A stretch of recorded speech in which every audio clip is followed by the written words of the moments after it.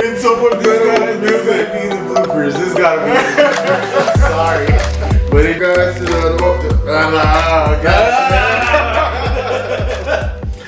Alright, well. Hey guys, welcome to The Ordinary Guys. I'm Deon.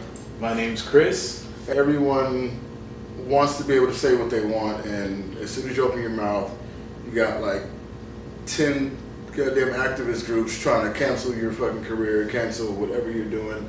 And yeah, man, let's fucking talk about it, bro. Like, well, the reason why I kind of wanted to bring this up was because obviously, you know, there's one of the channels that I watch almost religiously, right. And comedian was talking about making a special, right? Right. And he ended up kind of giving a bit of a backstory to it, and I guess he ended up selling the special even before he started recording and whatnot. Wow. And so they told him, hey, look, this is X amount of money that we're going to go ahead and give you. We love the work that you already do, so you know, have at it. We'll go ahead and we'll stream your special once you're finished with it. So when it came down to production and they started seeing that he was using some outrageous jokes, bro. Right. And I mean, this is just, I'm labeling it that way because that's exactly how he ended up describing it. Right. But I guess later down the road, they were just like, you know what, this is too crazy. We're gonna get backlash from it. We don't want that type of noise. They're just trying to So save their one lives. of two things: you either edit them out or you water it down. One of two. So I guess this guy was just like, you know what? I'm not gonna go ahead and tarnish my reputation because everyone already knows me as very well outspoken, right? Right. And if you guys aren't gonna air it, then what I'm gonna do is let me buy back my special. Right. And then I'll go ahead and I'll just stream it myself. Right. So it's like he had to go out of his way after they had already made the offer, and because of the fact that they didn't like the work that he was putting out, you know, he was just like, well, why am I going to be censored? Right. Right. You know, at that point, it's like you're taking away what I find of value in my comedy. That's his craft. That's his Yeah. livelihood. So it's like, if you really take a look at it now, bro, what freedom do we really have? You know, I know this is probably a bad analogy. It's almost like telling an athlete, "You're too good, so we need you to hold back a little bit because you're making everyone else fucking look bad." You know what I mean? Similar analogy, you, but not really you. You know what I mean? It's like you can tell these jokes, but you gotta worry about these people. These people. Comedy should be that place where we're able to come together and make fun of everything. Yeah, I mean that's what comedy is. It's an escape. Especially that genre, like with Dave Chappelle, he got a lot of flack for talking about transgenders and all this, even though he wasn't saying anything negative about transgenders. It's jokes, bro. Without naming any names, I'm gonna go back to the years that like between yours and my generation, right? Okay. Going between Yes. the early to late 80s. Right. Bro, how many comedians were out there making a name for themselves and saying some wild stuff, right?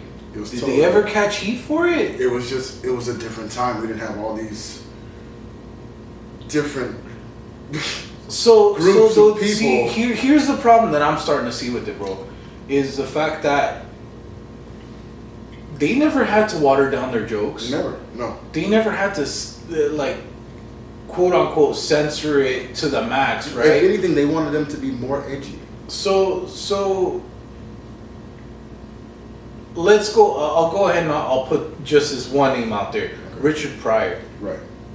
Man. Oh yeah. Yeah. You know what I mean? It's like the crazier his stuff got, the more fond that he was to people. You know what I mean? He ended up catching traction. The more opportunities he got. Yeah. Movies and commercials and all this other So stuff. now all we're sketches. talking about a black comedian Right. that because of the type of material that he's using, Right. now he's blowing He's up and elevated. he's making himself a Right. sensation. He's elevated. And now it's like you said, commercials. He was in movies. What wasn't this man doing at that time? Exactly. And You now, know, a lot of people were appreciating his artwork. right, and following that. Yeah, without having a problem of the comedy that he was putting out. But like I said, this is 2022. This is different time. Everyone's so sensitive and so soft about everything. Like even now, I'm trying to find words to where I'm not offending anyone. I'm censoring myself already. You know what I mean? And that's exactly what it should be. You should be able to say what you feel without repercussion. You know what I mean? Without worrying about someone's gonna try to cancel you or find out where you work and get you fired. You know what I mean? It's like we shouldn't have to do that. That's what freedom of speech is about. As long as you're not threatening anyone or threatening anyone's livelihood or anything like that. And you know what I mean? Like it shouldn't be that way. You shouldn't have to censor yourself, bro. Like there's a lot of really, really good comedians or really good, look, probably maybe a couple hours ago before I got here, there was this interview or this podcast. There was a particular artist, R&B artist, female. She said something how she felt about transgender women or something like that. But she wasn't speaking from a place from hate. She was speaking from a place from probably ignorance or not really knowing like how to categorize them or whatever. But she made a comment, an honest from the heart comment, like not downing anyone, but she received backlash and they want to cancel her and blah blah blah. And it's like, and then she came out, she's like, look, I'm not doing this I didn't say that to hurt anyone. This is just my opinion. It's like now I'm not even able to have an opinion without someone getting the stick up their ass pretty much. You know what I mean? I just think that there's way too much sensitivity out now. Yes, bro. Yes. It's like you have to be sensitive to any type of topic or any discussion that you have because person B is going to be offended. Right. It's like, look, a lot of it started from, in my opinion, from where I'm coming from. It's like when they started giving all these kids trophies. Whether you fucking lost or not, participate. No. Someone has to win, someone has to lose. That's how it works. In the Olympics, they don't give you a fucking trophy. They don't give everyone a trophy for participation. No, there's gold, a silver, and a bronze. That's it. The ones below that, you don't get anything. You weren't up to par. You didn't make it. I mean, you made it there to the Olympics, you know, so you participated, but you're not going to get an award for participating. You get an award for winning. If you lose, you lose. That builds character. So you're able to come back stronger and then try to win for the next time. And ever since then, each generation has been getting softer and softer and softer and softer. And now there's more. I believe everyone should have the right to do what they want to do. I don't care about it. This guy wants to marry this guy, this woman wants to marry this woman. That's fine. That's your business. What you do behind closed doors is your business. That has nothing to do with me. But why do I have to pretend like a person is something else and I see exactly what it is? Like, well, why do I have to participate in that? I respect that person as a person, but I don't have to say, oh, this person is a she or this person is a he, when I know in my head and damn well this person is not what it seems to be. See, like I'm censoring myself again. You know what I mean? Like I hate that, bro. Like I hate that I have to and all these different pronouns and stuff like this. Like, I mean, no disrespect to anyone. Like seriously, disrespect to anyone at all. But it used to be such a simpler time before. Yes, you know it was either, hey, you look, that's a female, that's a male.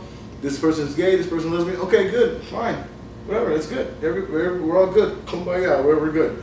Now it's shit I don't even know how to say. It's like a foreign language.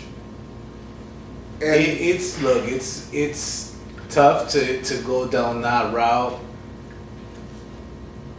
Bottom line, what I think is that at the end of the day, we lost touch in the whole meaning of freedom of speech, bro. Right.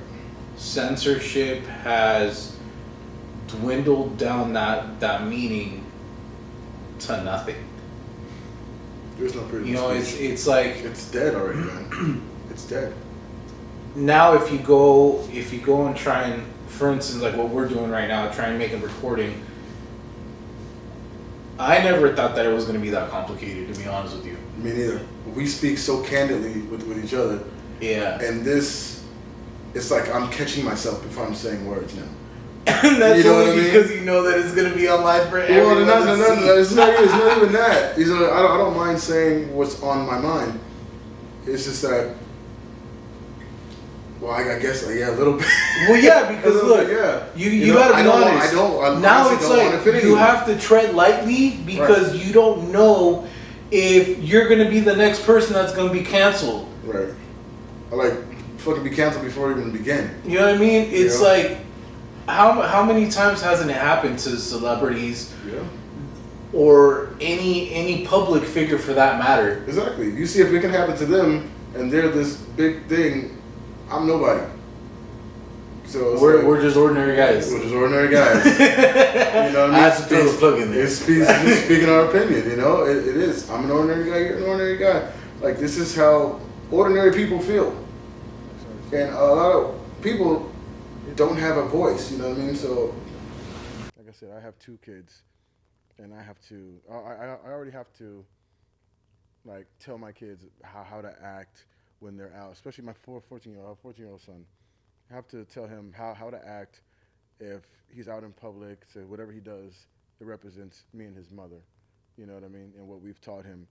To always have to tell him, like, you know, if you ever get approached by anyone, you know, don't talk to anyone that you don't know. If a cop approaches you, make sure they see your hands are up. Like, dude, I shouldn't have to do that, bro.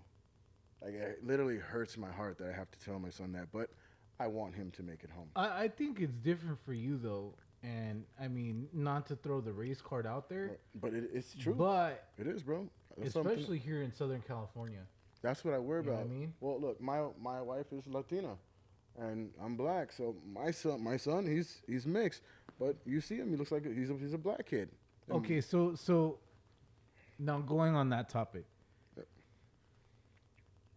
Can you recall the scariest moment that any scary interaction you've had with the cop due to my race? Your color of skin? Yes. Oh, of course. Yeah. All right. Yeah. So go have at it. I was actually. This is about. Have to be about. Like probably 15 years ago, but it's been a minute. But still, like I can play it like it's happened yesterday. I was literally working security at this shop that I used to work at. I was actually in front of the building, full uniform, full security uniform. I had my handcuffs on this hood, had my, you know, I wasn't armed, I was an unarmed security. Right. But I still had my handcuffs, I had, you know, all my certificates, everything, my badge, everything. Full uniform. I see the police pull up, and I'm like, okay, something's going on. This is on a street where in San Fernando Valley where shit happens a lot. So I'm like, whatever. Okay, and it wasn't something new. The police station was literally right across the street from me, so I see police all the time. So they pull up to the gas station next door, and they get out, and they're like looking around, I'm like, oh man, what's going on? So then I see them coming towards me, and I'm like, and started like going for their gun. Dude's going for his gun. I'm like, oh shit, like is this person like inside, like where the place that I'm at? Like, I hope they're not inside, and I didn't know about it. You know what I mean? Because I walk around, so maybe they went in, and you know the police saw that we went in. So he goes like this, puts his gun, and he looks at me. He says, "Turn around." I'm looking around me like, who the fuck is he talking to? Like, I know he's not talking to me. I'm the security guard in full uniform. I know he's not talking to me. What the shit, bro? He says, I'm like, you talking to me? He's like, yeah. Turn around. I'm like, for what? I'm like, man, I'm the security guard. Turn around, put your hands behind your. I'm like, this is not fucking happening. Granted, I've been working at this place for 4 to 5 years, so I know everybody in the shops on the side of me, everywhere, across the street, everybody walking down the street. I say hi to everyone. They all know me. So already this is like, I'm like, this is not happening. And then embarrassment. Because now you got me, fucking black guy, full uniform security officer, being told to put his hands behind his back. They handcuffed me and said they're looking for someone that's breaking into cars in front of the shop that I secured. And you're in. And full I'm in full uniform. uniform. I'm asking, like, why would it be me? I'm the security guard. Shouldn't you be asking me questions? So did they even tell you, oh, you fit the description, or? Yes. I fit the description Of course. of someone breaking into cars in front of the place that I secure. Long story short, they have me in handcuffs. I hear them on the radio, whatever. About 10 minutes go. The whole time I'm in handcuffs, I'm calling into the shop to my manager. I'm like, hey, come out here, what's going on? So he comes out here, he's like, hey, what's going on? He's like, do you know this guy? I'm like, yeah, that's the security guard. He's like, he's been working here for 5 years. This is the security guard. He's like, well, we got a call of people breaking into cars in front of this establishment. I'm like, so why would you not talk to the security guard? Why does the security guard have handcuffs on? So we're looking for the guy. Just bear with us. So he's on his radio, and like I said, about 10 minutes pass. They say they found the guy down the street. I say, I want to know what this guy looks like. He say, well, before all that, sir, very sorry. He actually said sorry, but still, like, the damage has already been done. Well, no, of course. Damage has already been done. How is anyone going to feel at that point? Exactly, bro. Exactly. Having to know that there's someone about to draw a gun on you. Yeah. You know what I mean? Yeah. And literally, like, I'm thinking he's coming to ask me questions about what's going on. Anyway, they find the guy. They have the guy in custody down the street. I walk down the street. I want to see what this guy looks like. He better look like me. He better have a fucking full security uniform Some Puerto on. Rican guy, light skin. Bro, it was like a 5'6" fucking Spanish guy. I'm like, Yo. bro. I just look at him like, how do I fit the description of this guy? Well, things get, misconstrued, and like when it's on the radio, we just heard dark-skinned guy. There's Cuban blood in me, trust me, there is. But I'm full black man. No, pretty much he's saying that there was a description of a dark-skinned guy. They said black guy, so dark skin is automatically a black guy. But I'm 6'2", bro. Yeah, there's no way, man. This guy was like 5'6", bro. And it's like, why, bro? Like why? Why? There's another one a little bit earlier than that. I was actually coming out of my building. I literally just took a shower, came outside, was waiting for my mother to bring the car from out of the parking lot. As I'm waiting in the front, police pull up, get on the ground. I'm like, what did I do? I just took a shower. I just came outside. I literally just came outside. It's early in the morning. And your mom's there? And my mom was, she was still in the carport. She didn't see because she was inside. Wow. As soon as she came out, she just stopped the car and got out, what's going on? Because my mom, she was like, rest in peace, my mom. Look, but she was like frantic, like, what's going on? Because the first thing she's thinking, there's a gun being held on my son. I think at that time I was probably like 17. Wow. So she sees a gun being pointed at her 17-year-old son. I'm on the ground, my hands behind my head, and I just hear my mom, what are you doing? No, it's my son. He says, tell my mom to get back. He says, your son fits the description of someone that just robbed a bank. He was very, very nice. He's very, very nice. After everything got, situated, yeah. he brought me and my mother to his car. He said, this is a description. So I'm very sorry for what just happened. I'm very, very sorry. But the bank that was just robbed is right down the street. Your son has on exactly the same shirt and color pants and skin color, that the guy that just robbed the bank. It was true. But I had just walked outside. The shit that went through my head at 17 years old, it's like, I'm about to die right now. It's like, this is the worst fucking feeling. I've never done anything bad in my life, and like nothing to warrant being drawn, you can have a gun drawn on me for, you know what I mean? And that's something that I've had to tread through this life like try not to make waves here and make waves there because I don't want to be grouped in with a stereotype or have a stereotype put on me. Like most black men do this, or most black men are like this, or most black men talk like this, or whatever it is. And I've always been the opposite of that, but it is what it is. You know what I mean? I can't escape that. This is the skin that I'm in. I love the skin that I'm in. I wouldn't change it. But there's a lot of stigma that goes with it as well, you know? So that's something that... I think that goes with anyone here, bro, that... And with all due respect, I'm saying it, that ain't white.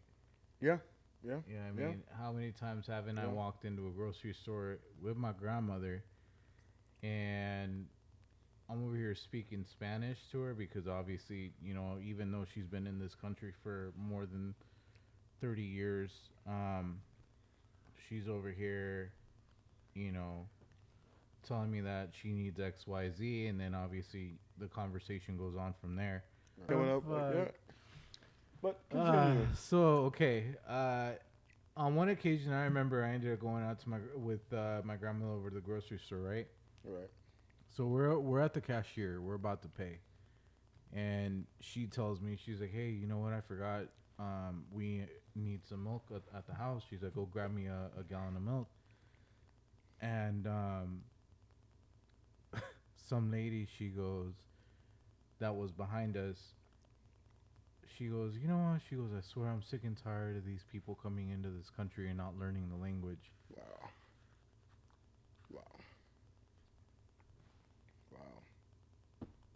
What do I say at that point? You know what I mean? So I really didn't want to be rude. I didn't want to pop off. Right. All I did was I ended up turning around and I told her, I was like, look, with all due respect, I was like, circumstances are different in every family. Right. Unfortunately, my grandmother's at that age where she it doesn't stick. Right. I was like, but you and I are having a conversation. Guess what? I was like, I'm fluent in both Spanish and English. Exactly. Yeah. So I was like, what do you have to say now about, you know, other people coming into the country and not learning the language? I was like, because I mean, you know what I mean? I mean, the same thing could be said about Americans that move abroad. You know what I mean? That go to like France or, you know, just Thailand or something like that. You know, like Thailand. No, seriously. I don't know why Thailand came up, but still. I don't know either. Bangkok.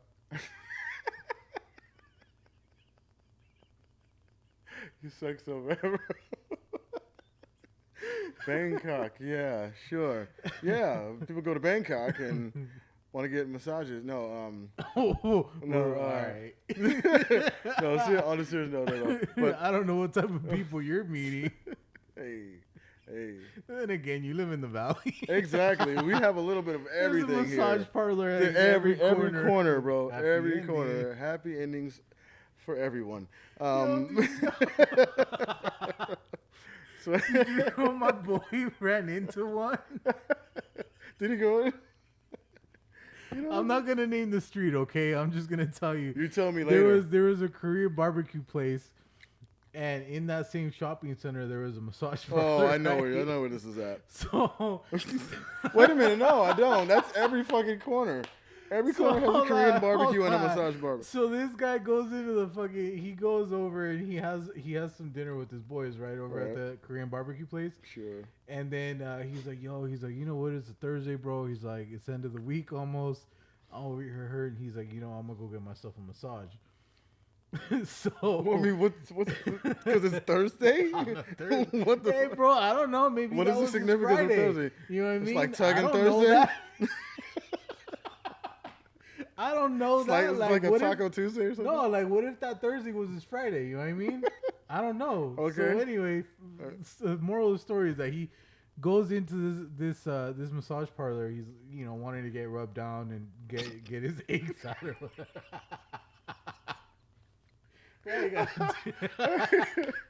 Why you gotta take everything the wrong way, bro? I'm trying so, not to. Okay, so hold on. So Okay. he goes in, right? And he's like, all right, well, you know, I'm gonna get myself nice and relaxed or whatnot. Yeah. So I guess they ask him, oh, you want to just, you know, strip down to your drawers? So he's like, all right, you know, I've never had a massage that they're asking me to strip down to my drawers. Okay. He's like, all right.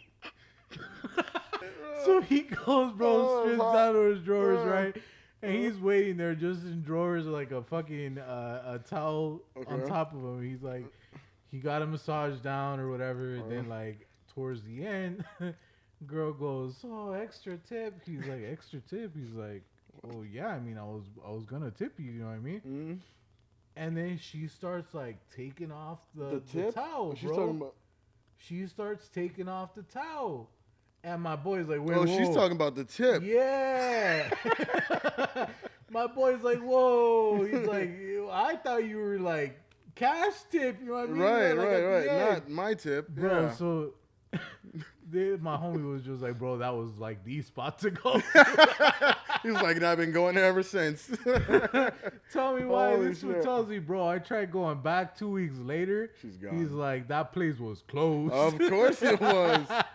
You have the wrong person in there. Like, that's some foul shit, bro. Wow. Too many people. Yeah, bro. Good God, bro. All what right, the hell are we talking about, man? Well, we're over here talking about going abroad. And Yeah. For some reason, you just Thailand. Hey. Guilty. I'm sorry. So that's on you. It's 5 years at a porn shop. Sorry. Oh man. That all right. So look, going back to the whole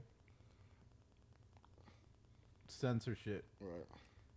I honestly think, and we'll move on after this to the next one, but I honestly think the comedian that I ended up watching, the one that ended up streaming his own special on his own, bro, fair game. I commend him, man. I commend him. If they're gonna censor you, put your own shit out.